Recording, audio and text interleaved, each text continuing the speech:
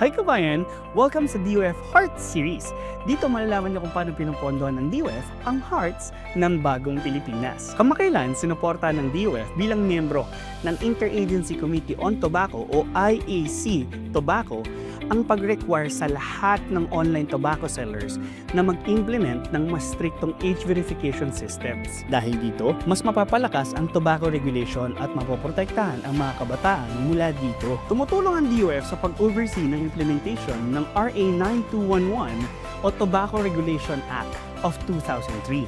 Kaya sinusuportahan nito ang Resolution No. 1 Series of 2025 na sinisiguradong walang minor de edad ang magkakaroon ng access, makakabili at makakapagbenta ng sigarilyo o tobacco products online. Lahat ng online business operators na nagbebenta ng tobacco products ay mandated na mag-install ng age verification system para i-ensure ang full compliance. Kailangan na rin magpakita ng mga buyers ng kanilang valid ID para ma-verify ang kanilang edad. Sa resolusyong ito, required na rin ang mga e-marketplaces at digital platforms na mag-conduct ng kanilang due diligence sa mga online merchants para masiguro ang compliance.